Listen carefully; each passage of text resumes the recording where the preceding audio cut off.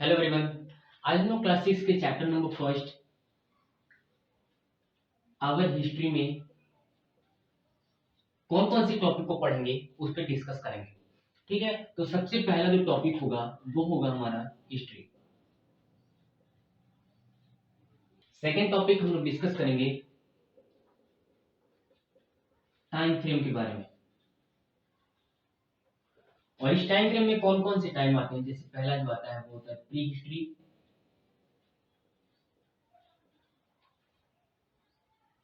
दूसरा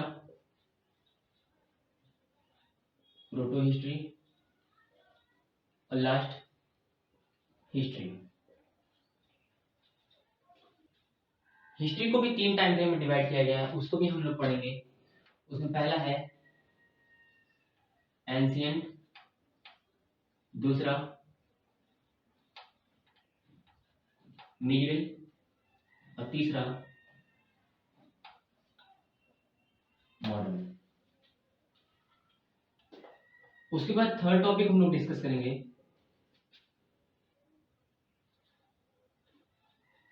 geographical framework के बारे में।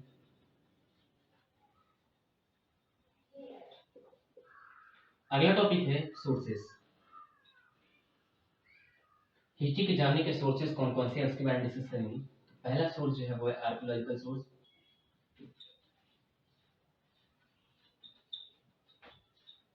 दूसरा लिटरेरी और तीसरा ओरल। आर्कियोलॉजिकल सोर्सेस में बहुत से सोर्सेस आते हैं, उसमें कौन कौन से हैं। पहला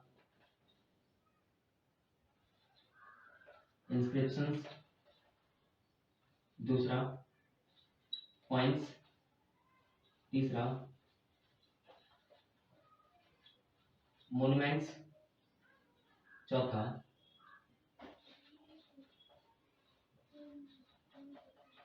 आर्टिफैक्ट्स। इन सब के बारे में हम लोग सोर्सेस में डिस्कस करेंगे। लिटरेरी सोर्सेस में कौन कौन से सोर्सेस आते हैं। पहला रिलीजियस सोर्सेस, दूसरा सेकुलर। इसके बारे में हम लोग इस टॉपिक में लिटरेरी वाले टॉपिक में डिस्कस करेंगे। और ओरल में जो जो सोर्सेस आते हैं, पहला जो है सॉन्ग्स, स्टोरीज और लास्ट मिथ्स। इसके बारे में हम लोग सोर्सेस में डिस्कस करेंगे। ये टॉपिक थोड़ी लंबी होगी क्योंकि बहुत से इसमें टॉपिक को डिस्कस करना है, फिर भी इस टॉपिक में हम लोग उसको डिस्कस करेंगे। ठीक है, और लास्ट में होगा BC and AD.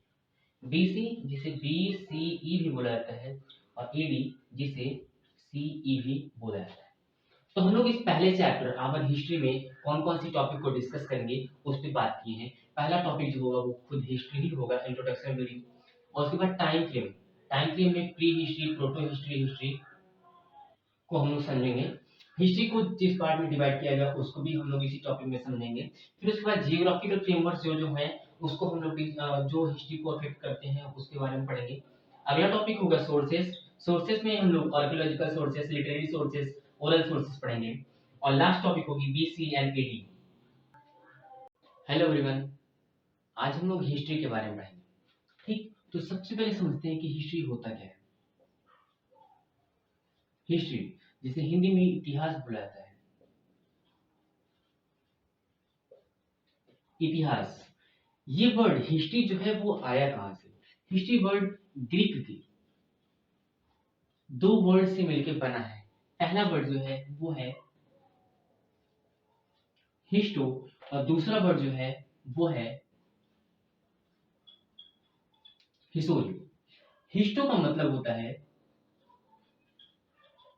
Know these और हिस्टोरियो का मतलब होता है लर्न बाय इंक्वायरी। ये ग्रीक वर्ड हिस्टो और हिस्टोरियो से मिलके बना है। हिस्टो का मतलब होता है नो दीज, मतलब जानना, और हिस्टोरियो का मतलब होता है लर्न बाय इंक्वायरी। मतलब उसके बारे में पूछताछ करके जानना। ये तो ग्रीक के वर्ड हिस्टो और हिस्टोरियो का मतलब हो गया। हिस्ट्री का इन्वेंटर, जो किया हिस्ट्री वर्ड का इन्वेंटर जिसे कहा जाता है, inventor of history word, inventor, उनका नाम है ग्रीक के हिस्टोरियन, ग्रीक हिस्टोरियन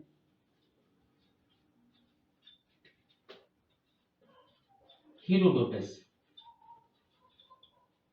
हीरोडोटस जो ग्रीक हिस्टोरियन थे, इन्हें ही फादर ऑफ हिस्ट्री बोला जाता है। हिस्टोरियन को ही फादर ऑफ हिस्ट्री बोला जाता है। हिस्ट्री का मतलब क्या होता है? अपने एंसेस्टर के बारे में या फिर अर्ली मैन के बारे में जानना कि कैसे वो लोग खाना खाते थे, कैसे कपड़े पहनते थे, कैसे वो लोग एक जगह से दूसरी जगह पर ट्रैवल करते थे, कैसे उन्होंने पढ़ना सीखा, इन सब के बारे में जानना ही क्या कहलाता है? इतिहास कहलाता है, हिस्ट्री कहलाता है। ये तो हमारा अपना ओपिनियन है हिस्ट्री को लेकर, लेकिन हेरोडोटस के अकॉर्डिंग इतिहास का मतलब क्या होता है उसे समझते हैं। इनके according history means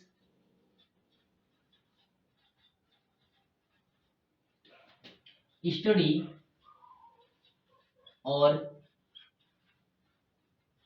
investigation of past time.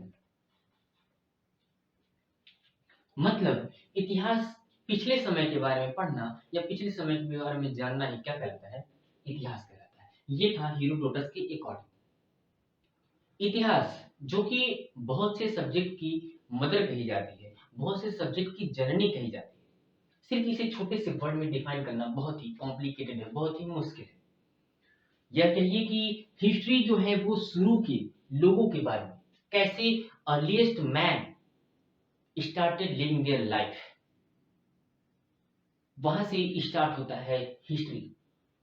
आग की खोज करना, discovery of fire, discovery of wheel, discovery of coins, मतलब एजेस बाय एजेस जो जो चेंजेस आती गई ह्यूमन बीइंग या फिर ह्यूमन बीइंग के साथ, वो अपने पास डोमेस्टिकेशन ऑफ एनिमल्स,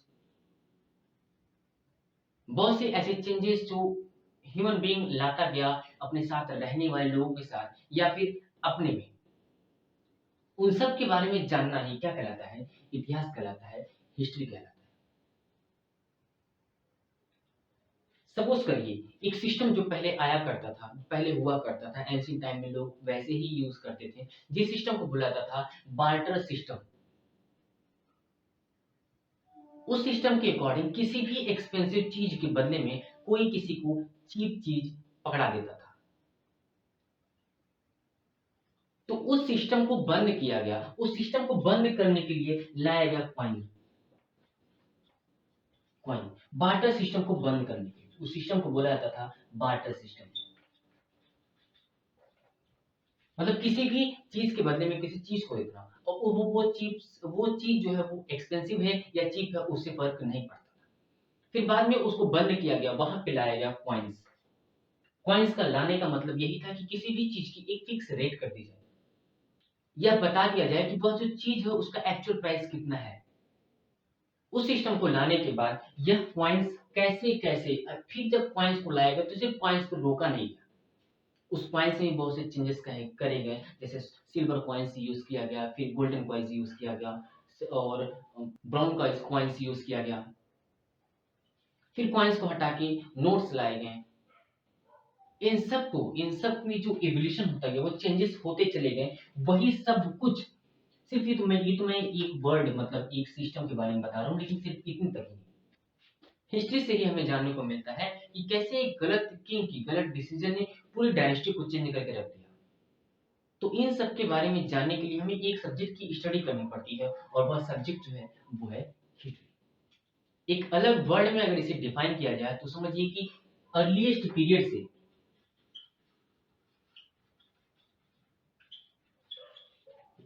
लेकर के आज तक के, मतलब प्रेजेंट टाइम का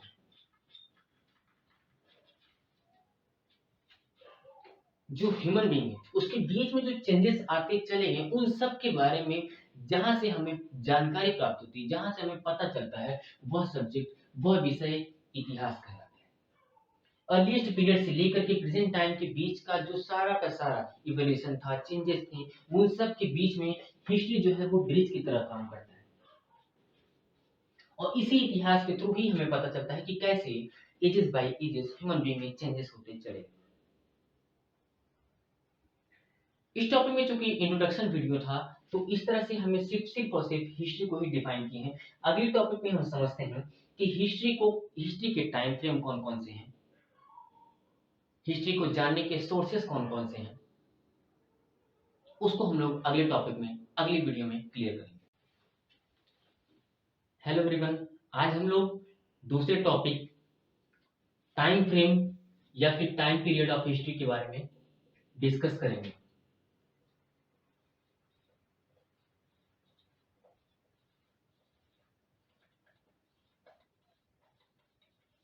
time period of history.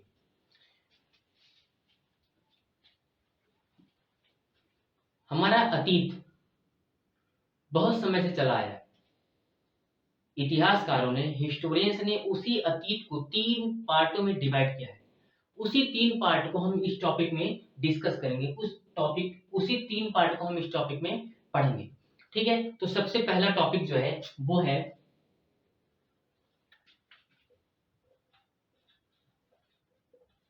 Pre history, जिसे हिंदी में प्रागैतिहास कहा जाता है। प्रागैतिहास, इस हिस्ट्री के बारे में कहीं पे भी कोई रिटन रिकॉर्ड नहीं मिलता है। इस टाइम के लोग लिखना नहीं जानते, पढ़ना नहीं जानते। No written record available of this period.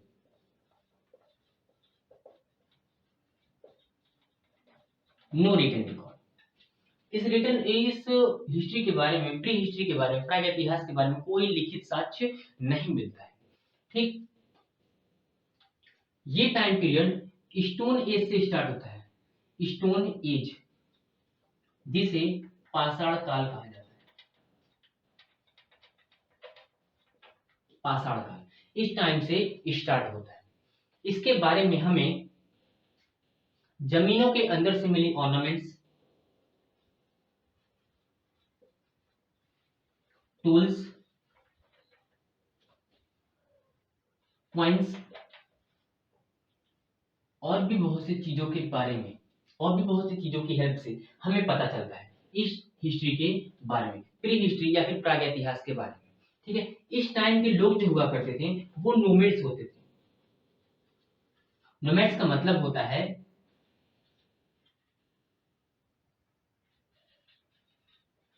घुमक्कड़।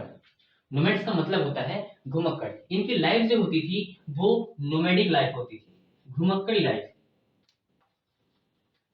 Nomadic life.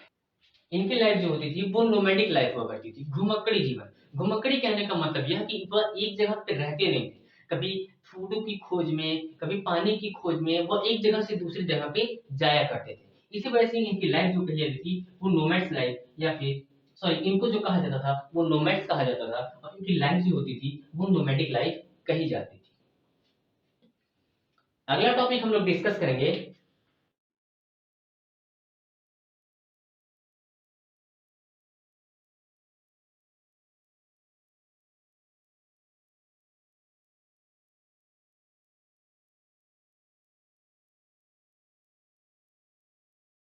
Second topic हम लोग डिस्कस करेंगे प्रोटो हिस्ट्री के बारे में।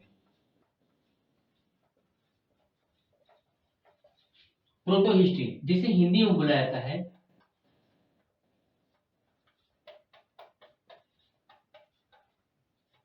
आदि इतिहास। प्री हिस्ट्री और हिस्ट्री के बीच का जो टाइम पीरियड है वह प्रोटो हिस्ट्री कहलाता है। प्रागैतिहास और इतिहास के बीच का समय आदि इतिहास कहलाता है।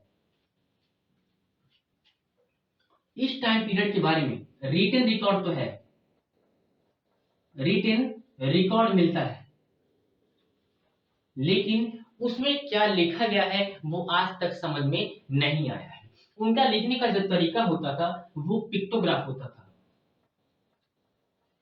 पिक्टोग्राफ, जिसे हिंदी में चित्रलेख कहा जाता है। चित्रलेख, या फिर क्यूनिफॉर्म जिसे हिंदी में किलाकार कहा जाता है। किलाकार, इनका लिखने का तरीका जो होता था वो पिक्टोग्राफ चित्रलेख होता था, या फिर क्यूनिफॉर्म किलाकार होता था, जिसे आज तक समझा नहीं जा सका। सबसे पहले इन दोनों फॉर्म का यूज जो हुआ था वो हुआ था 3000 बीसी या फिर बीसीई। बीसी को ही बीसीई बोला जाता है। अगले टॉपिक हम लोग डिस्कस करेंगे वीडियो में आगे। 3000 बीसी पहले, 3000 बीसी मेसोपोटामियम, मेसोपोटामियम, और दूसरा इजिप्ट में। सबसे पहले इस जो पिक्टोग्राफ या फिर क्यूनिफॉर्म था इससे लिखा हुआ चीजें मिला है, ठीक। लेकिन इंडिया में 2500 बीसी या फिर बीसीई मिलता है कहां पे? इंडस वैली सिविलाइजेशन, जिसे हिंदी में सिंधु घाटी सभ्यता कहा जाता है।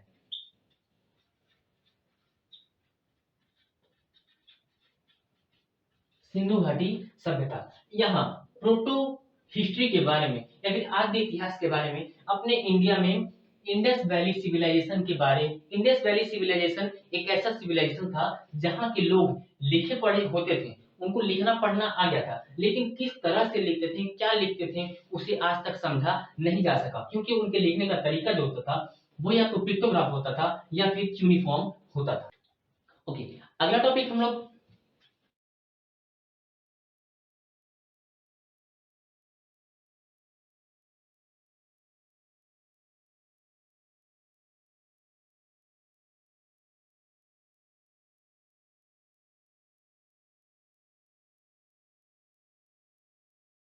अब अगला टॉपिक हम लोग डिस्कस करेंगे, और वो लास्ट टॉपिक होगी आज की वीडियो का, और वो है हिस्ट्री,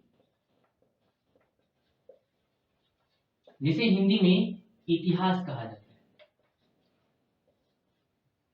इतिहास इस टाइम पीरियड के लोगों के बारे में रिटन रिकॉर्ड मिलता है, रिटन रिकॉर्ड्स मिलते हैं, और जिसे आज के लोग भी पढ़ सकते हैं। इसका जो टाइम पीरियड है वो स्टार्ट होता है वैदिक एज से, वैदिक एज जिसे वैदिक काल कहा जाता है हिंदी में, वैदिक काल। इसके लिखे हुए जो साक्ष्य मिलते हैं, लिखे हुए चीजें जो मिलती हैं वो होता है पाम ट्रीज पे, पाम लीव्स,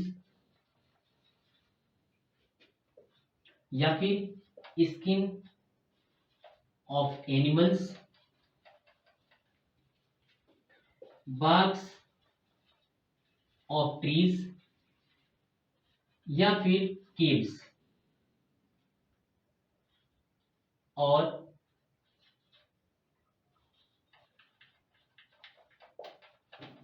बिल्डिंग्स। इन सब जगहों पे इनकी लिखी हुई चीजें मिलती हैं, जो पाम लीफ से मिलते हैं, skin of animals, barks of trees, caves, buildings, pillars, ऐसी बहुत सी जगहों पे इनके बारे में लिखा हुआ मिलता है। अब हिस्ट्री, ये जो हमने वीडियो बनाया था, मैंने उसमें बताया था कि हिस्ट्री जो है उसको 3 पार्ट में डिवाइड किया गया है, ठीक। तो इस वीडियो में समझते हैं कि वो 3 पार्टों में कौन कौन से पार्ट में डिवाइड किया गया है। पहला जो है वो है एंशिएंट हिस्ट्री।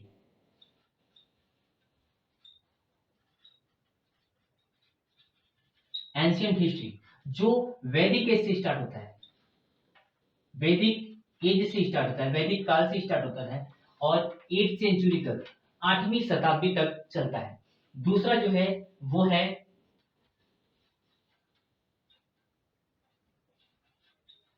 मिडिवल हिस्ट्री, जिसे मध्यकालीन इतिहास कहा जाता है, और वो स्टार्ट होता है 8th सेंचुरी से लेके 18th सेंचुरी तक। 8th सेंचुरी से लेके 18th सेंचुरी तक मध्यकालीन इतिहास चलता है, और लास्ट जो है वो है मॉडर्न हिस्ट्री।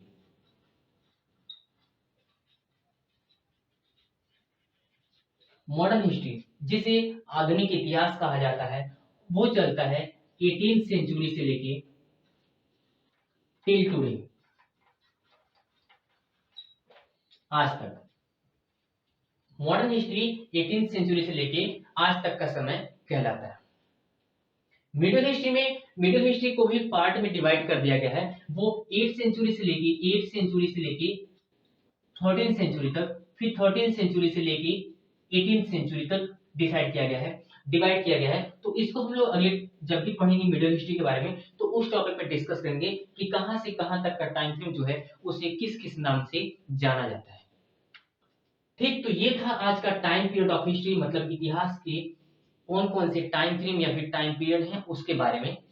अगले टॉपिक में हम लोग जियोग्राफिकल फ्रेमवर्क ऑफ हिस्ट्री के बारे में पढ़ेंगे, जानेंगे कि कौन कौन से ऐसे जियोग्राफिकल फैक्टर थे जिन्होंने हिस्ट्री को अफेक्ट किया है।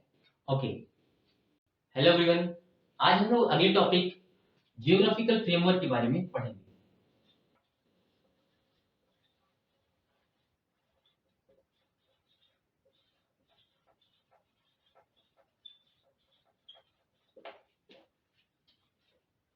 जियोग्राफी एंशिएंट टाइम से ही ह्यूमन सोसाइटी को इफेक्ट करता आया है। इंडस, गंगा, यमुना, ब्रह्मपुत्र, ये सारी की फर्टाइल प्लेन जो होते थे वो सारी की सारी इतनी ज्यादा फर्टाइल होते थे कि लोग वहां पे सेटल होना शुरू कर दिए थे। और इनका सेटल होना यह दर्शाता है कि फिजिकल कंडीशन और हिस्टोरिकल फिनोमिना में बहुत ज्यादा क्लोज रिलेशन था। लोगों का सेटल होने के लिए सिर्फ यही रिस्पॉन्सिबल नहीं थे, और भी बहुत से कॉजेज हुआ करते थे रिस्पॉन्सिबल होने के लिए, जैसे नेचुरल डिजास्टर, जैसे फ्लड्स। किसी जगह पर अगर फ्लड बाढ़ आ जाता था तो लोग उस जगह को छोड़ के दूसरी जगह पर सेटल हो जाते थे। कहीं भी अगर सूखा पड़ जाता था तो लोग उस जगह को छोड़ के दूसरी जगह पर सेटल हो जाते थे। तो ये सब भी और भी कॉजेज थे जो लोग एक जगह को छोड़ के दूसरी जगह पर सेटल होना शुरू कर देते। व्यापारियों को उनके व्यापार की चीजें जिस जगह पर मिलना शुरू हो गया था, वहीं पे रह के वो लोग अपना व्यापार शुरू कर दिए। मंक, सेज, संत, रिलीजियस प्रीकर्स जो होते थे वो विलेज टू विलेज या टाउन टू टाउन जाते थे for spreading their message of peace, harmony and religion. तो वो सारे जियोग्राफिकल फ्रेमवर्क में आने वाले कंडीशन, फिजिकल कंडीशन कौन कौन से थे, उसको ही इस टॉपिक में हम लोग डिस्कस करेंगे। तो सबसे पहला टॉपिक जो होगा वो होगा हमारा माउंटेन या प्लेटो, उसके बारे में। वो माउंटेन और प्लेटो कौन कौन से थे, जैसे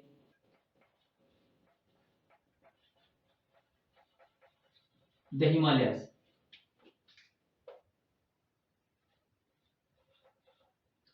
the Deccan plateau and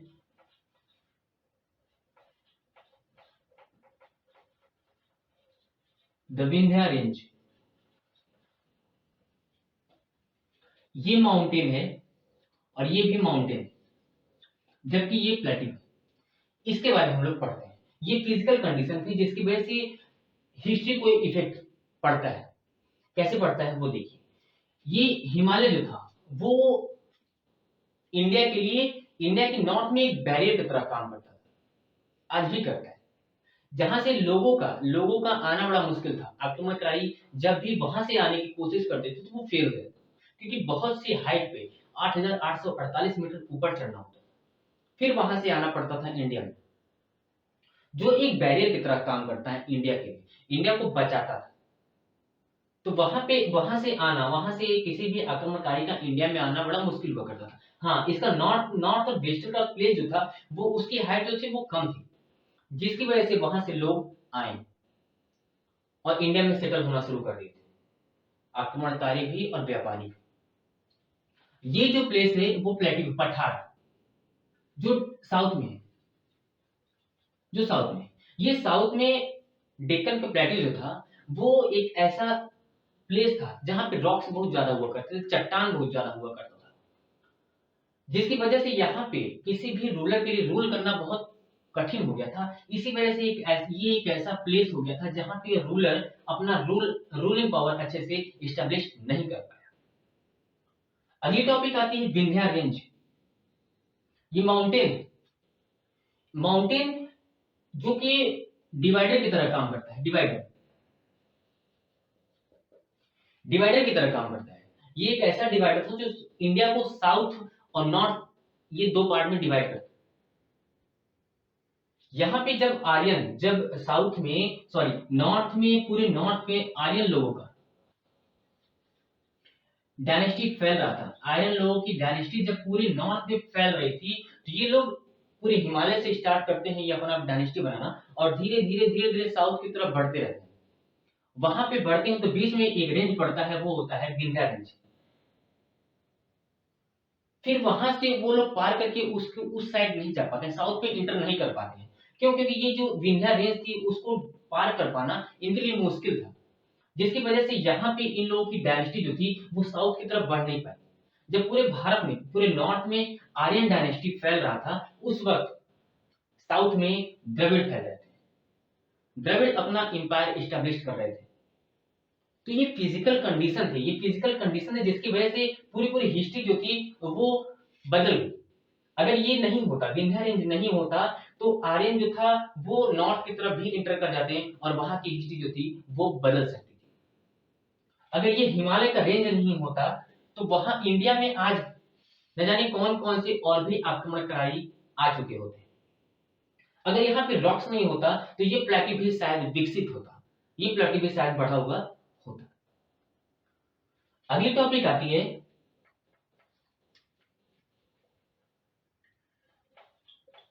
the Indo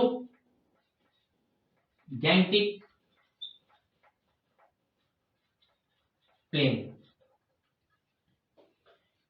हमने जियोग्राफिकल फ्रेमवर्क को पढ़ाते समय अभी बताया आप लोगों से कि इंडस, गंगा, यमुना, ब्रह्मपुत्र, इन सारी की प्लेन प्लेसेस जो थी, प्लेन फर्टाइल प्लेसेस जो थी, वो इतनी ज्यादा फर्टाइल थी कि लोग यहाँ पे रहना, सेटल होना शुरू कर दिए थे। इंडो मतलब इंडस, गैंगटिक मतलब गंगा। इंडस जिसे सिंधु नदी भी कहा जाता है, और गंगा, इनकी जगह, इनकी आसपास के क्षेत्र जैसे इतने ज्यादा फर्टाइल थे कि लोग यहाँ पे सेटल होना शुरू कर देते। क्योंकि रिवर तो था ही, तो यहाँ पे पानी की कमी तो थी नहीं, और इनके आसपास के क्षेत्र इतने ज्यादा उपजाऊ हुआ करते थे कि नई नई डायनेस्टी यहीं पे जन्म लेना शुरू कर दी, नई नई डायनेस्टी यहीं पे बनना शुरू कर दी। सबसे पहले इंडस नदी पे, इंडस और इसके ट्रिब्यूटरीज। ट्रिब्यूटरीज क्या होता है पहले उसको समझा देते हैं। ट्रिब्यूटरीज क्या होता है, मतलब सहायक नदी। ट्रिब्यूटरीज मतलब होता है सहायक नदी। जैसे ये मान लीजिए इंडस नदी है, और यहाँ पे छोटी छोटी जो नदियां होती थी वो आके इसी में मिल जाती थी, तो ये नदी इंडस नदी की सहायक नदी कहलाती है। तो इंडस नदी और उसके सहायक नदी के किनारे सबसे पहले डायनेस्टी बनना शुरू हुआ था। फिर बाद में गंगा के किनारे, गंगा और उसके सहायक नदी के किनारे नई नई डायनेस्टी बनना शुरू हो जाती है। जो एक फिजिकल कंडीशन है जो पूरी पूरी हिस्ट्री को इफेक्ट करके रख देता है। One of the most powerful empire was developed on the bank of river Ganga, and that empire was Magadha. सबसे ज्यादा शक्तिशाली साम्राज्य में से एक मगध गंगा नदी के किनारे ही विकसित हुआ है। ये सब ऐसी कंडीशन थी, फिजिकल कंडीशन, जो पूरी हिस्ट्री को चेंज कर दिया। अगर ये नदियां नहीं होती तो शायद सिविलाइजेशन जो भारत में सिंधु घाटी सभ्यता आता है वो आता ही नहीं। तो ये फिजिकल कंडीशन है, जियोग्राफिकल फ्रेमवर्क जो हिस्ट्री को इफेक्ट करता है। ये थी आज की टॉपिक। अगले टॉपिक में हम सोर्सेस के बारे में डिस्कस करेंगे। हेलो एवरीवन, आज हम लोग अगले टॉपिक सोर्सेस ऑफ हिस्ट्री के बारे में पढ़ेंगे।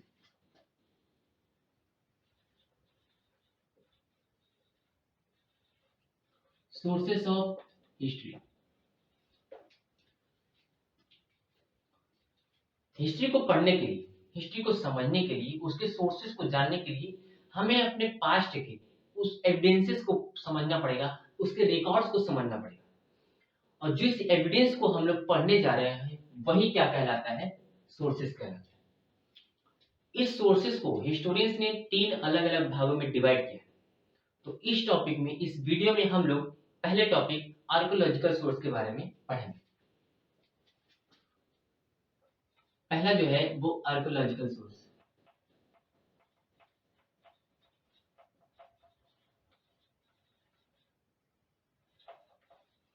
आर्कोलॉजिकल सोर्सेस, जिसे हिंदी में पुरातात्विक स्रोत कहा जाता है। पुरातात्विक स्रोत, पुरातात्विक स्रोत क्या होता है या फिर आर्कोलॉजिकल सोर्स क्या होता है? Remains of human existence. जो पहले के लोग, रिमेन्स का मतलब होता है अवशेष, पहले के लोगों के अवशेषों के बारे में पढ़ना, अवशेषों को जानना ही क्या कहलाता है? आर्कियोलॉजिकल सोर्स कहलाता है। इस रिमेन्स में इंस्क्रिप्शंस,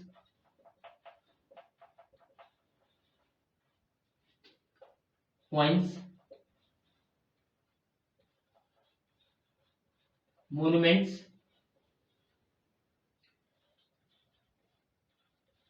आर्टिफैक्ट्स आते हैं।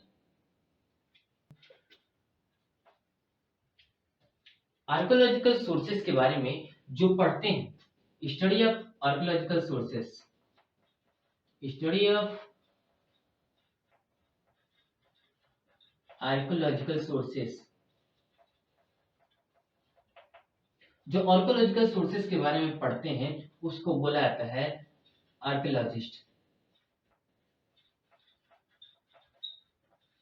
जिसे हिंदी में पुरातत्वविद बोला जाता है।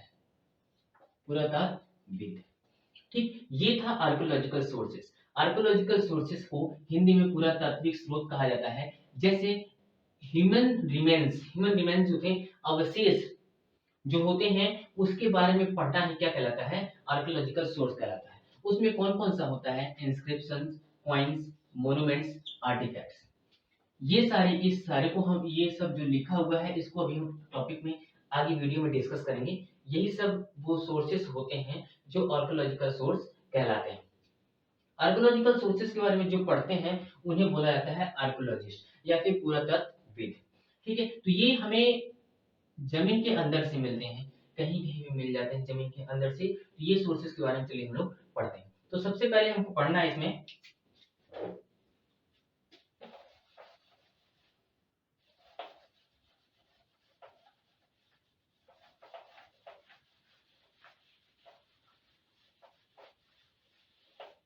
सोर्सेस ऑफ हिस्ट्री को इरेज करके यहाँ पे लिखते हैं आर्कियोलॉजिकल।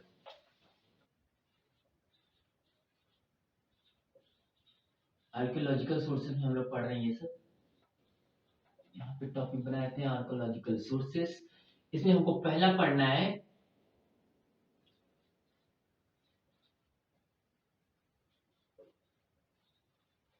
इंस्क्रिप्शंस, जिसे हिंदी में बोला जाता है शिलालेख। शिला का मतलब होता है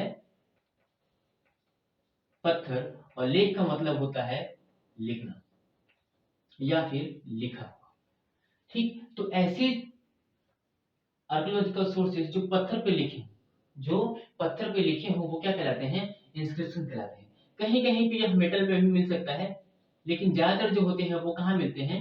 पत्थरों पे मिलता है, इसीलिए इसे शिलालेख कहा जाता है। इंस्क्रिप्शन जो होते हैं वो कहाँ कहाँ पे मिलते हैं? जैसे caves, pillar, wall of forts, rocks, metal plates, और भी बहुत सी जगहों पे मिल जाते हैं। ऐसे जो सोर्सेस होते हैं इंस्क्रिप्शंस, वो caves, pillar, wall of forts, rocks या फिर मेटल प्लेट्स पे मिलते हैं। इंस्क्रिप्शन जो है हमें किंग, उनकी किंगडम और उनके एडमिनिस्ट्रेशन के बारे में बताता है। एडमिनिस्ट्रेशन के बारे में बताता है इंस्क्रिप्शंस। स्टडी ऑफ इंस्क्रिप्शंस, जो इंस्क्रिप्शन की पढ़ाई होती है उसे इंग्लिश में बोला जाता है इपिग्राफी। इपिग्राफी, और हिंदी में इसे पुरालेख विद्या बोला जाता है। पुरालेख विद्या। एग्जाम्पल के लिए समझें तो इलाहाबाद का पिलर, जो कि हमें किंग समुद्रगुप्त के बारे में बताता है, और मेहरौली का आयरन पिलर हमें चंद्रगुप्त और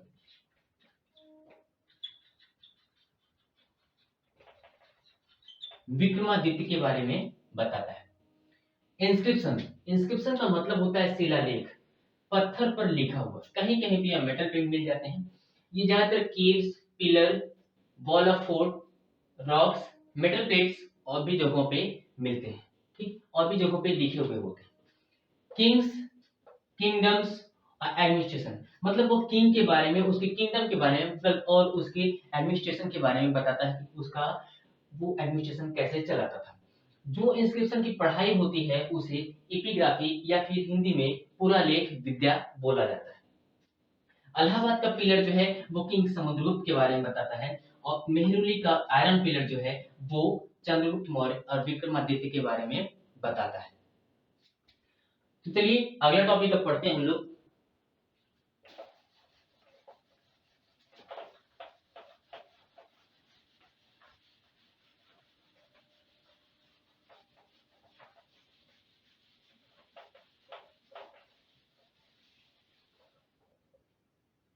सेकेंड टॉपिक है कॉइन्स, जिसे हिंदी में सिक्के कहा जाता है। बार्टर सिस्टम के खत्म होने के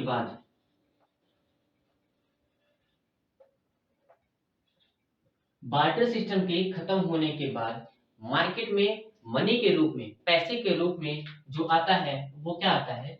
कॉइन्स, सिक्का मार्केट में आता है। अब चीजों के एक्सचेंज करने के लिए कॉइन्स का, सिक्कों का लोग यूज करने लगे थे। इससे पहले कॉइन्स का यूज नहीं होता था, बार्टर सिस्टम का यूज होता था। कॉइन्स जो है वो रूलर की, उस टाइम पीरियड की रूलर की social power, social condition, economical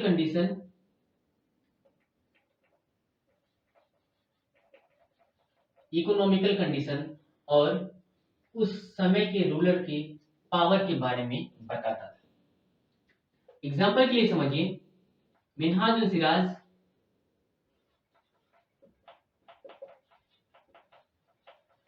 अपनी बुक तबकात नाशरी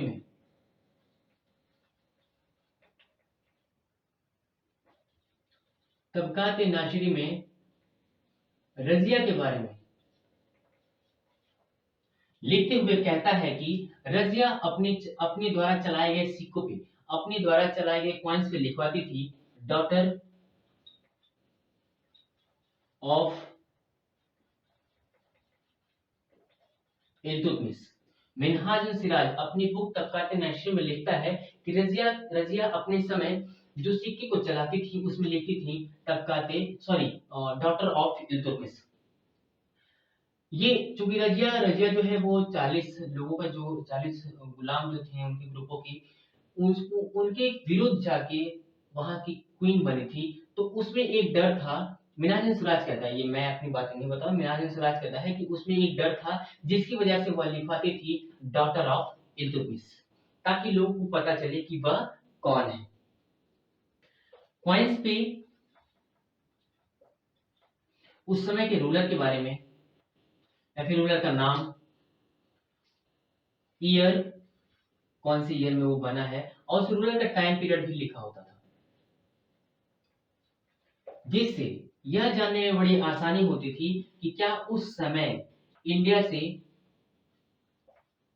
फॉरेन में या फिर फॉरेन से इंडिया में ट्रेड होता था कि नहीं। जैसे कुछ सिक्के इंडिया में फॉरेन के पाए गए हैं और कुछ फॉरेन में इंडिया के सिक्के पाए गए हैं, जिस पे हमने बताया कि वहां के रूलर का नाम, उस पे साल और उसका टाइम पीरियड भी लिखा होता था ज्यादातर। तो उससे क्या पता चलता था कि उस टाइम पीरियड फॉरेन से इंडिया में या फिर इंडिया से फॉरेन में ट्रेड होता था या नहीं। कॉइन्स की जो स्टडी होती है, कॉइन्स की स्टडी की जो होती है उसको बोला जाता है न्यूमिस्मैटिक, न्यूमिस्मैटिक्स, जिसे हिंदी में मुद्रा शास्त्र या फिर सिक्का शास्त्र कहा जाता है। कहा जाता है कि सबसे खूबसूरत कॉइन्स जिसने चलाया उनका नाम समुद्रगुप्त, जो अपने वॉरियर का कैरेक्टर और हिज लव ऑफ म्यूजिक को वो कॉइन्स पे बनवाते थे, अपने वॉरियर के कैरेक्टर को, और वो उनका जो लव था म्यूजिक के प्रति उस पे उसको वो कॉइन्स पे बनवाते थे।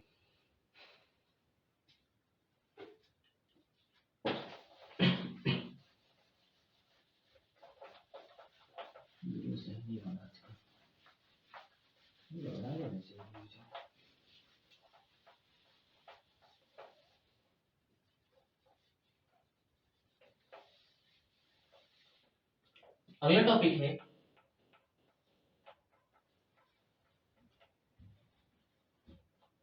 मोन्यूमेंट्स, जिसे हिंदी में इमारतें कहा जाता है। इसमें बिल्डिंग्स, केव्स, फोर्ट्स, टेम्पल, ये सब आते थे। ये उस समय की ना सिर्फ आर्किटेक्चर के बारे में बल्कि वहां की सोशल, रिलीजियस और एजुकेशनल एस्पेक्ट्स ऑफ लाइफ के बारे में भी बताते थे। फॉर एग्जाम्पल के लिए समझिए,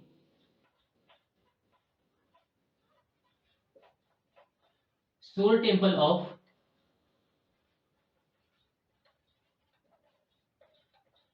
महाबलीपुरम, जो हिंदू रिलीजियस के बारे में बताता है। ये सब मोन्यूमेंट्स हैं। हाँ, मोन्यूमेंट्स हैं जो इसमें इमारतें, बिल्डिंग्स, केव्स, टेम्पल्स, फोर्ट्स, ये सब आते हैं। तो सोल टेम्पल, ताजमहल ऑफ आगरा, जो मुगल डायनेस्टी के बारे में बताता है, मुगल डायनेस्टी के बारे में बताता है। स्तूप ऑफ सांची,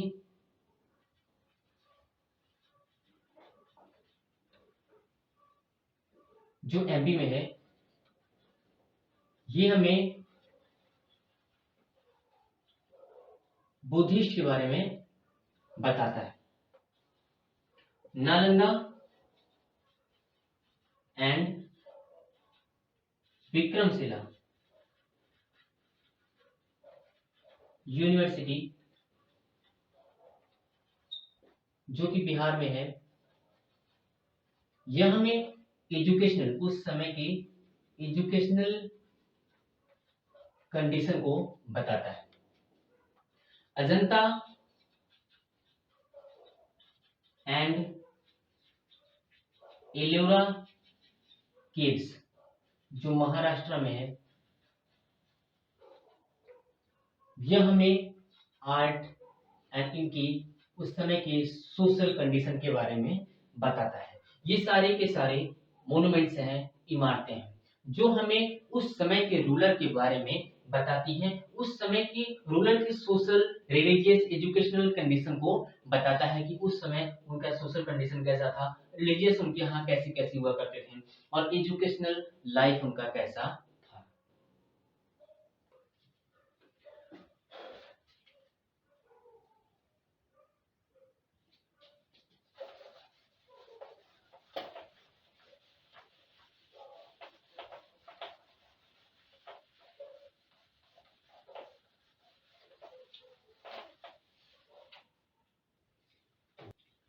अगला टॉपिक और लास्ट टॉपिक है आर्टिफैक्ट्स, जिसे हिंदी में कलाकृति कहा जाता है। यह मैन मेड आर्ट हुआ करता था, मैन मेड आर्ट, जिसमें ornaments, tools, pottery, paintings,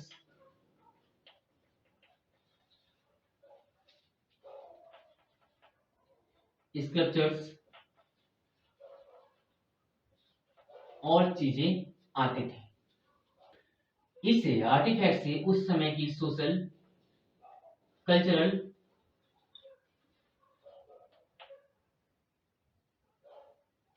skills के बारे में पता चलता है। फॉर एग्जाम्पल के लिए इंडस वैली सिविलाइजेशन की ऑर्नामेंट जो होते थे वो बनते थे स्टोन, ब्रॉन्ज और टेराकोटा। टेराकोटा का मतलब होता है पक्की मिट्टी, जिस मिट्टी को फिर पका लिया जाता है उसको बोला जाता है टेराकोटा। तो वो ऑर्नामेंट जो होते थे स्टोन, ब्रॉन्ज और टेराकोटा से बने होते थे, जो हमें बताता था कि उस समय के लोग जो थे वो ज्वेल्स को लेके कितने फॉन्ड थे, ज्वेलरी पहनना उनको कितना पसंद था। ये था हमारा आर्कियोलॉजिकल सोर्सेज, जिसमें हमने 4 टॉपिक को डिस्कस किया। अगले टॉपिक में हम लोग अगला सोर्सेज जो है लिटरेरी सोर्सेज को पढ़ेंगे। ठीक है। हेलो एवरीवन, आज हम लोग दूसरे सोर्सेज, लिटरेरी सोर्सेज के बारे में पढ़ेंगे।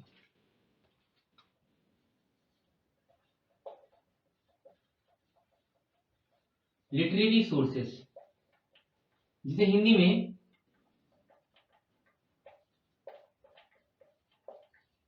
साहित्यिक स्रोत भी कहा जाता है। साहित्यिक स्रोत, ऐसे सारे सोर्सेज जो रिटन फॉर्म में होते हैं लिटरेरी सोर्सेज कहलाते हैं। आज के टाइम में क्या होता है कि सब कुछ जो होते हैं वो पेपर पे होता है, प्रिंटेड। लेकिन पहले के टाइम में लिखने के लिए जिस चीज का यूज होता था वो होते थे पाम लीव्स या फिर भोजपत्र।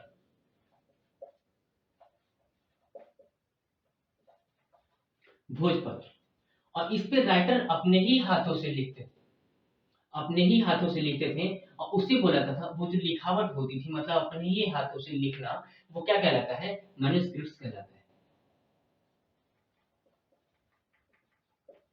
मैन्युस्क्रिप्ट्स, इसे हिंदी में हस्तलिपि कहा जाता है। हस्त का मतलब होता है हाथ और लिपि का मतलब होता है लिखना या फिर लिखावट। तो अपने ही हाथों से लिखी गई डॉक्यूमेंट्स क्या कहलाती है, हस्तलिपि या फिर मैन्युस्क्रिप्ट्स कहलाती है। आसान भाषा में समझिए कि आज के टाइम में क्या होता है, लेखक की, राइटर की थॉट तो होती है लेकिन वो जो लिखावट होती है वो प्रिंटेड होती है। लेकिन पहले के टाइम में राइटर अपने ही हाथों से लिखता था और उसी लिखावट को बोला जाता है मैन्युस्क्रिप्ट्स या फिर हस्तलिपि। ये तो हुआ लिटरेरी सोर्स किसे कहते हैं।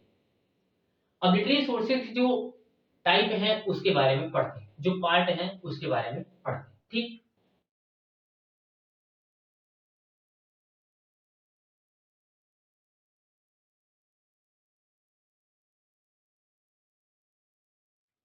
लिटरेरी सोर्सेस में पहला टाइप जो है वो है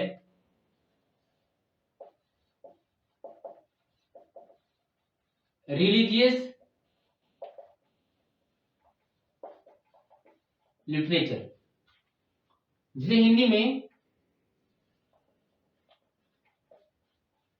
धार्मिक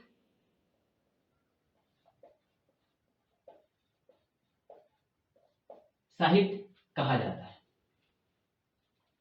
ऐसे सारे डॉक्यूमेंट्स, ऐसे सारे सोर्सेस, ऐसे सारे बुक्स जो किसी रिलीजियस के बारे में बताते हैं, वो सारे बुक क्या कहलाते हैं? रिलीजियस लिटरेचर या फिर धार्मिक साहित्य कहलाते हैं। धार्मिक साहित्य को भी 3 पार्ट में डिवाइड किया गया है। एंशिएंट इंडिया के टाइम पे 3 पार्टों में डिवाइड किया गया है। उसमें पहला जो है वो है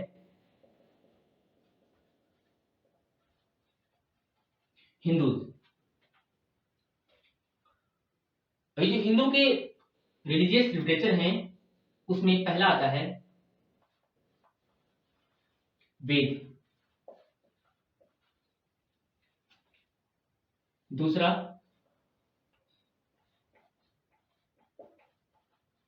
उपनिषद और तीसरा इपिक्स या फिर महाकाव्य। वेद में भी 4 पार्ट हैं या फिर वेद जो है वो 4 हैं। वो कौन कौन से हैं? पहला ऋग्वेद, दूसरा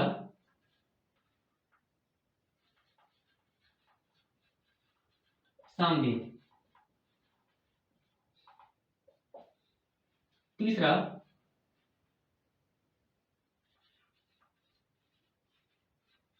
यजुर्वेद,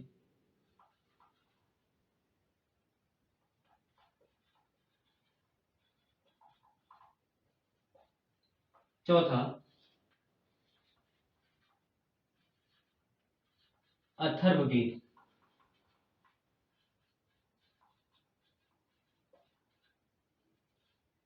अथर्ववेद।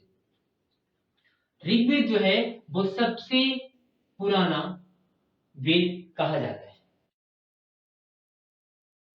अगला आता है उपनिषद। उपनिषद जो है वो 3 शब्दों से मिलकर बना है। पहला जो है वो है उप, दूसरा जो है वो है नी और तीसरा सद। उप का मतलब होता है गुरु के, नी मतलब पास, सद मतलब बैठना। मतलब गुरु के पास बैठ के जो नॉलेज लिया गया उसे ही बोला जाता है उपनिषद। उपनिषद 108 108 उपनिषद है टोटल। दारा सिकोह उपनिषद से इतना ज्यादा इंस्पायर होता है कि काशी के पंडितों से मिलकर उपनिषद को 52 उपनिषद को ट्रांसलेट करवाता है अपनी लैंग्वेज में। दारा सिकोह कहता था कि उपनिषद ही किताबिन मकनूनीन है, मतलब छिपी हुई किताब जिसका उल्लेख जो है, जिसकी उल्लेख कुरान में है। दारा सिकोह उपनिषद को ही छिपी हुई किताब कहता था। अगली टॉपिक जो आती है वो आती है इपिक, मतलब महाकाव्य। हिंदू धर्म की 2 महाकाव्य हैं। पहला जो है वो है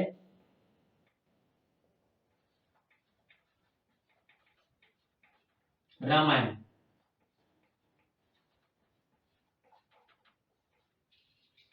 जिसके राइटर हैं वाल्मीकि, और दूसरा है महाभारत,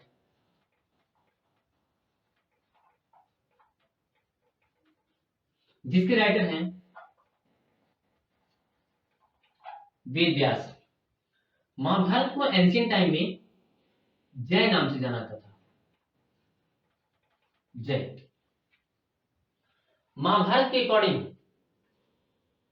ऐसी किताब जिसमें धर्म, अर्थ, काम और मोक्ष की शिक्षा मिलती है, वह इतिहास कहलाती है। पहले के टाइम में जब टीवी पे महाभारत आया करता था तो उसमें एक लाइन आपने भी सुना होगा, वो लाइन थी, जो कुछ है संसार में, जो कुछ है संसार, इसी कथा में कह दिया वेद व्यास ने सार। मतलब महाभारत एक ऐसी किताब थी जिसमें जीवन की पूरी लाइफ की समरी मिलती है।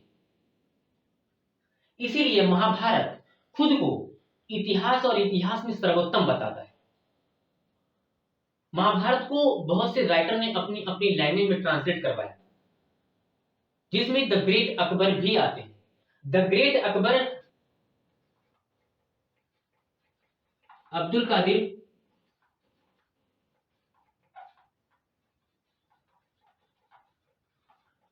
बदायूनी से महाभारत को अपनी लैंग्वेज में ट्रांसलेट करवाता है, फारसी में।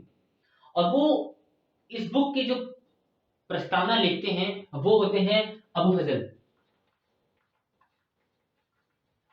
अबू फजल से इस बुक की प्रस्तावना लिखवाता है और इस बुक का नाम रखता है रज़्मनामा।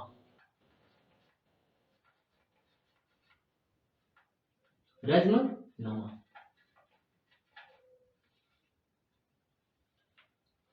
तो ये थे हिंदू के रिलीजियस लिटरेचर, जिसमें वेद, उपनिषद, एपिक्स आते हैं। इसके बारे में आपने एक एक करके पढ़ा।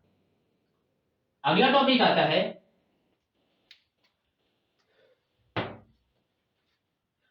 अगला टॉपिक आता है बुद्धिस्ट।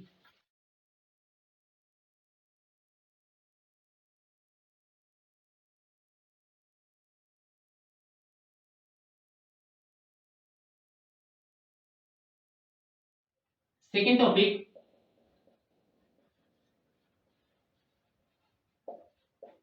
बुद्धिस्ट, बौद्ध धर्म। इनकी जो रिलीजियस लिटरेचर थे उनका नाम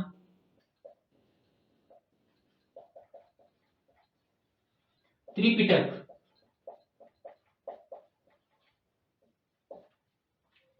त्रिपिटक। बुद्ध से जो भी लोगों ने ज्ञान अर्जित किया, जो भी कुछ सीखा, बुद्ध की डेथ के बाद उसे 3 भागों में डिवाइड कर दिया, और वही क्या कहलाता है, त्रिपिटक कहलाता है। जिसमें पहला जो है वो है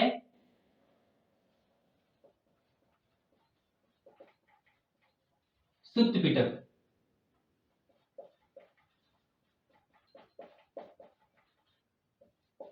दूसरा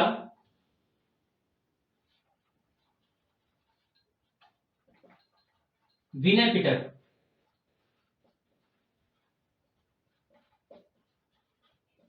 और तीसरा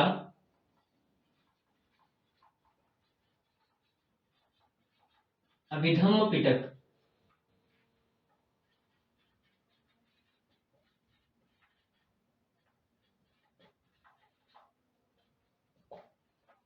अभिधम्म पिटक, ये जिसे त्रिपिटक के नाम से जाना जाता है, उसमें पहला जो है वह सुत्त पिटक, फिर विनय पिटक, फिर जाके अभिधम्म पिटक। अभिधम्म पिटक को, इसको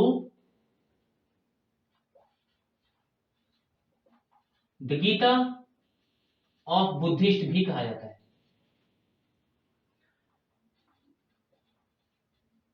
बौद्ध की गीता। अभिधम्म पिटक को द गीता ऑफ बुद्धिस्ट के नाम से भी जाना जाता है। तो ये है बौद्ध रिलीजियस के बारे में। बौद्ध रिलीजियस के बारे में कौन कौन सी बुक पढ़ने पे हमको बौद्ध रिलीजियस के बारे में पता चलता है। और अगली टॉपिक जो आती है वो है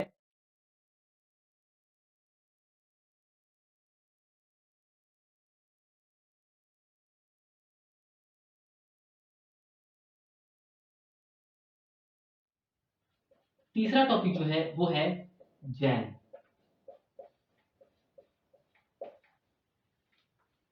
जैन के बारे में हमें मिलता है जानने को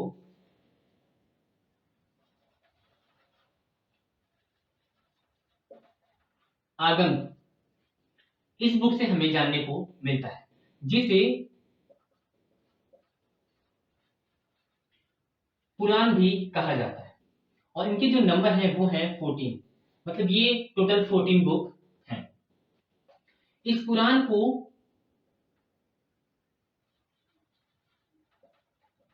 चरित्र के भी नाम से जाना जाता है।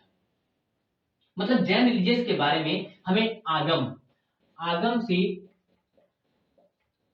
इनका जो रिलीजियस बुक है आगम, उससे जानने को मिलता है, जिसे पुराणास भी कहा जाता है और इसका भी नाम है, और इसे हम चरित्र के नाम से जानते हैं। ये था हमारा रिलीजियस लिटरेचर।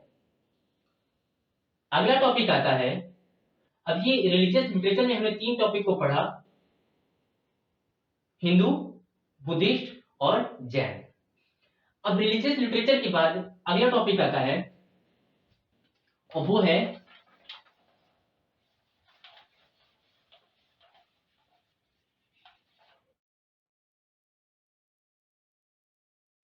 वो है सेकुलर लिटरेचर, जिसे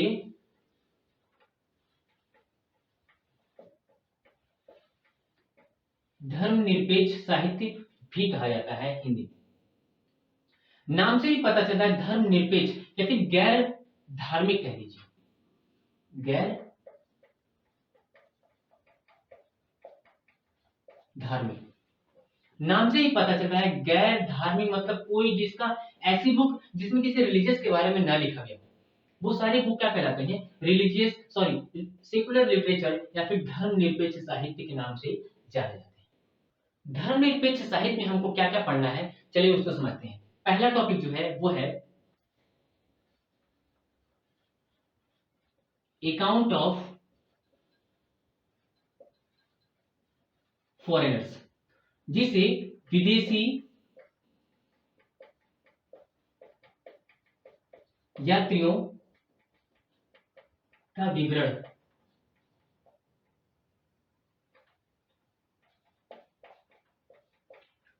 भी कहा जाता है। ऐसे फॉरेनर जो इंडिया में आए और इंडिया में रह के उनकी लोगों के बारे में देखा, उस जगह के बारे में देखा, उस रूलर के बारे में देखा, उसको लिखा अपनी बुक में, वो सब क्या कहलाता है, अकाउंट्स ऑफ फॉरेनर्स में आते हैं। यानी विदेशी यात्रियों ने जो विवरण दिए भारत के बारे में, वो यही है। तो इसमें इसमें भी डिवाइड किया गया है, अलग अलग पार्ट में डिवाइड किया गया है। पहला जो है वो है ग्रीक, या फिर यूनानी। इसमें सबसे पहले इंडिया में आता है स्काइलैक्स, जो अलेक्जेंडर से पहले आता है। अलेक्जेंडर, जिसे सिकंदर भी कहा जाता था, वो आता है इंडिया में और इंडिया के बारे में देखता है और उसे लिखता है। इसके बाद फादर ऑफ हिस्ट्री कहे जाने वाले हेरोडोटस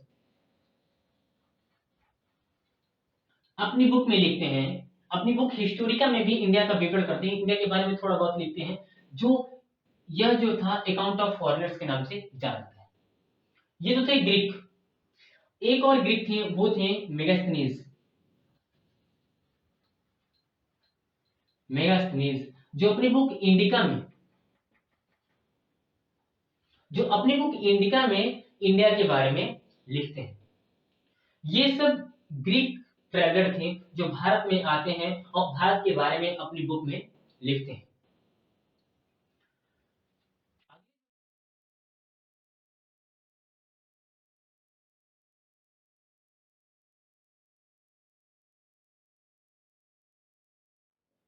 अगले आते हैं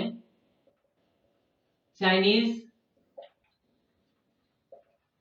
पिलग्रिम्स, जिन्हें चीनी तीर्थयात्री भी कहा जाता है, जिसमें फहियान,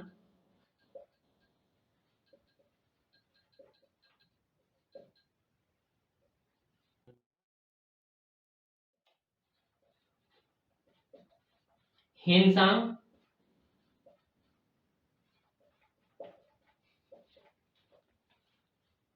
तीसरा इत्सिंग,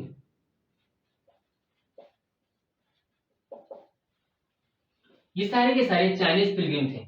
और भी बहुत सी चाइनीज पिलग्रिम्स या फिर Chinese writer, Chinese travellers India में आते हैं और इंडिया के बारे में लिखते हैं अपनी बुक में। और तीसरा जो है वो है,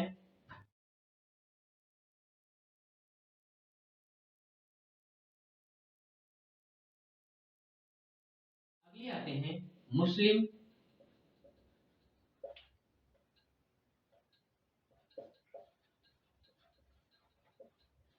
ट्रैवलर्स,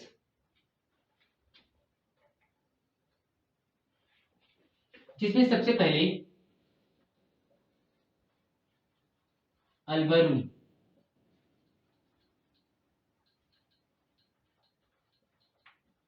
भारत में आता है महमूद गजनवी के साथ।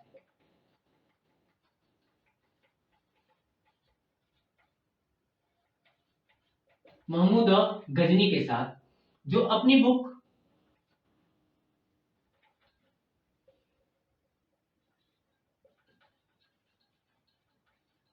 तहकीक-ए-हिंद में इंडिया के बारे में लिखता है। इसके बाद मिनहाज-ए-सिराज,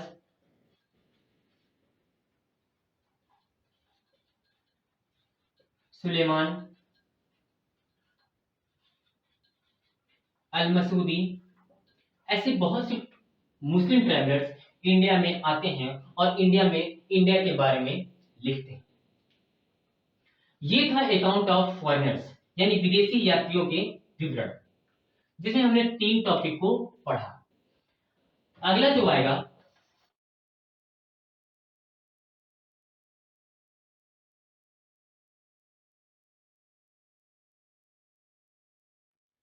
अगला टॉपिक है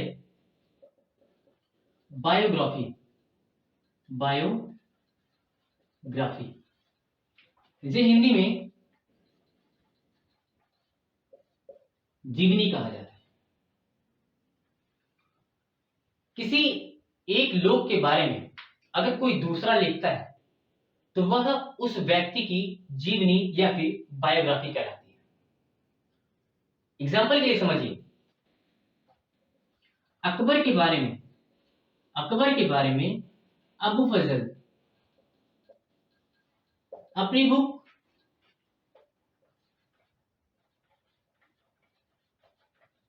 अकबरनामा या फिर आईने अकबरी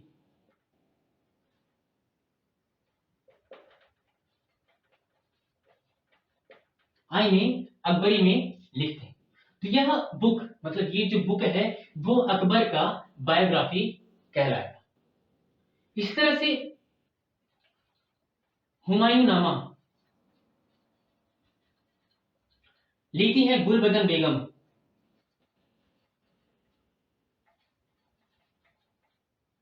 जो लिखा जाता है हुमायूं के बारे में।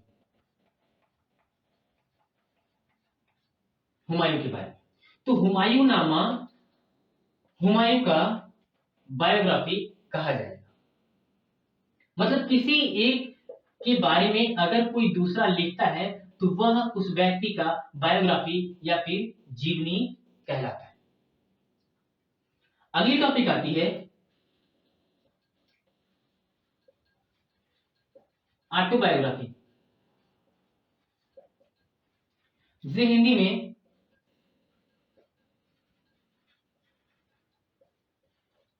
आत्मकथा कहा जाता है। राइटर अगर अपने ही जीवन के बारे में लिखता है, अपने ही लाइफ के बारे में राइटर अगर लिखता है तो वह कहलाती है ऑटोबायोग्राफी या फिर आत्मकथा। जैसे बाबर अपनी बुक बाबरनामा में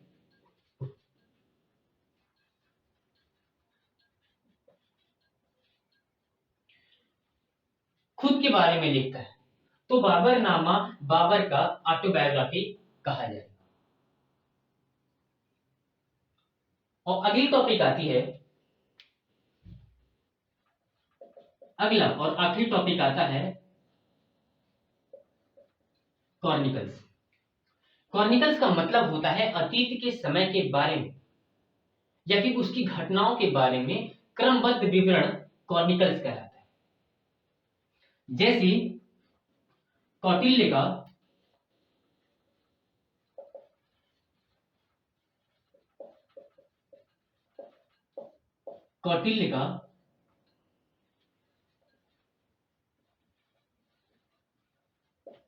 अर्थशास्त्र,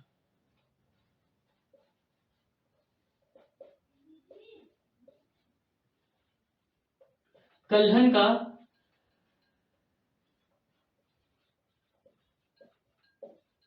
राजतरंगिणी,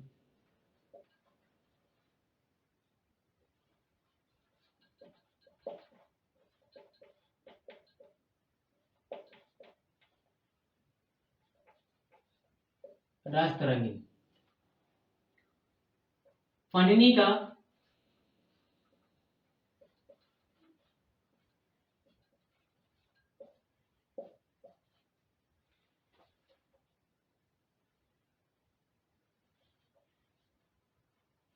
अष्ट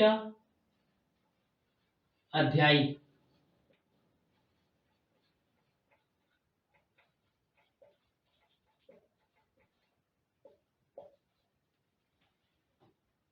और इसमें एक सबसे फेमस राइटर आते हैं, वो है कालिदास,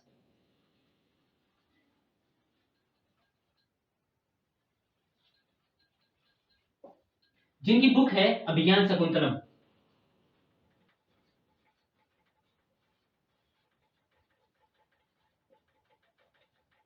अभिज्ञान शाकुंतलम। इनकी एक और बुक है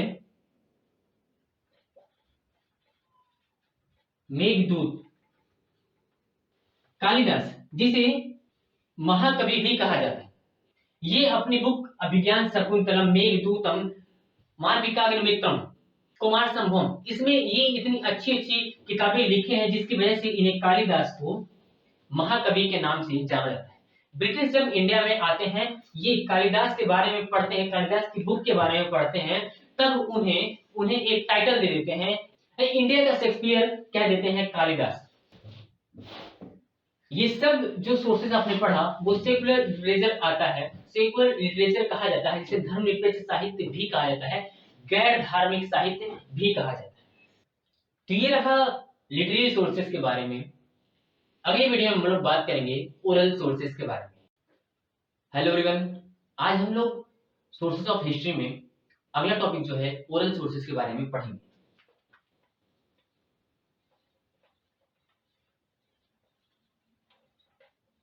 ओरल सोर्सेज, जिसे हिंदी में मौखिक स्रोत भी कहा जाता है।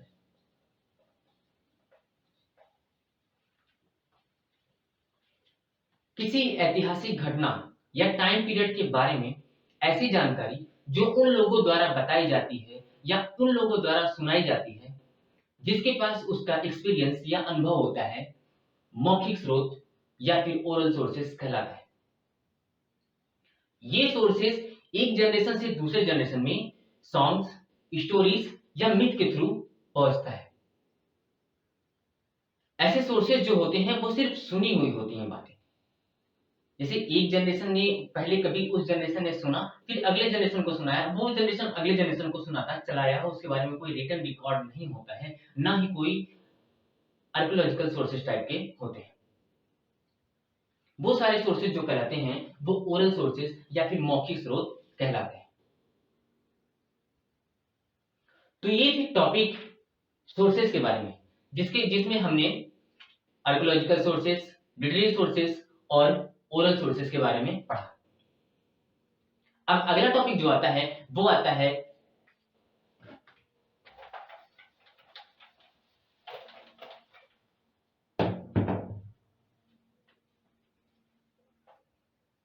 BC and AD.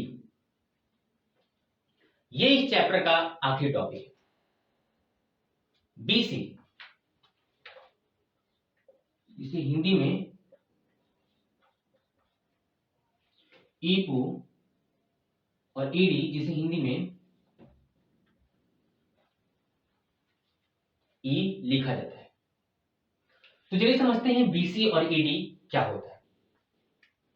बीसी जिसका फुल फॉर्म होता है बिफोर क्राइस्ट।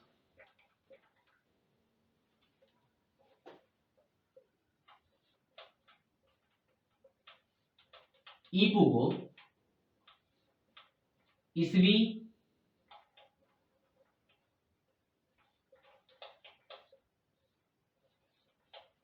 पूर्व कहा जाता है।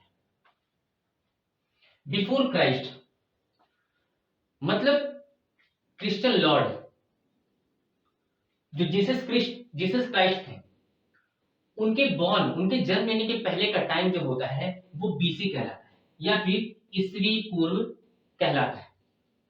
फॉर एग्जाम्पल अगर कहीं पे लिखा है 100 बीसी, मतलब वो क्रिश्चियन लॉर्ड जीसस क्राइस्ट के जन्म लेने से 100 साल पहले की बात की जा रही है। और अगली टॉपिक जो है वो है AD.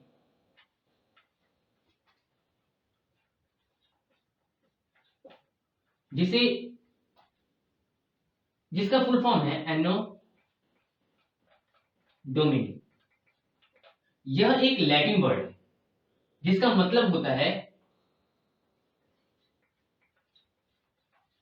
The year of Lord Christ. ये ई मतलब ईसवी होता है।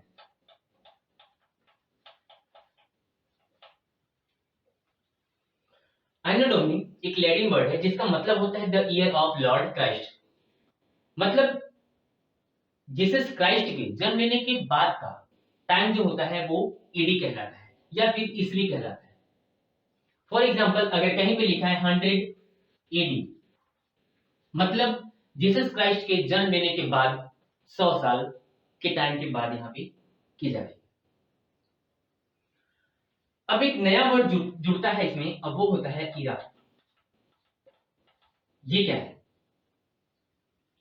बीसी, मोस्ट ऑफ स्टूडेंट्स ने क्या किया, बीसी की जगह पे बीसीई और ईडी की जगह पे सी का यूज किया। वो क्यों? बीसी और ईडी जिसमें क्राइस्ट यानी क्रिश्चियन रेफरेंस भी इंक्लूड है, तो हिस्टोरियंस ने उस क्रिश्चियन रेफरेंस को हटाने के लिए बीसीई और सीई का यूज किया। बीसीई जिसका फुल फॉर्म होता है बिफोर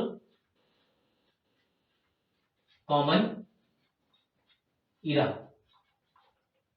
और सीई जिसका फुल फॉर्म होता है कॉमन इरा। तो इसी वजह से मतलब ये जो क्रिश्चियन रेफरेंस इसमें इंक्लूड है, जीसस क्राइस्ट की बात यहां पे भी की जा रही है, जीसस क्राइस्ट की बात यहां पे भी की जा रही है। इसी वजह से मोस्ट ऑफ स्टूडेंट्स ने क्या किया, इस रेफरेंस क्रिश्चियन रेफरेंस को हटाने के लिए बीसीई या फिर सीई का यूज करते हैं। तो ये थी पहली चैप्टर आवर हिस्ट्री। किसी किसी बुक में इसका नाम अलग दिया जाता है, लेकिन यह क्लास 6 का पहला चैप्टर अब यहां पे खत्म हो।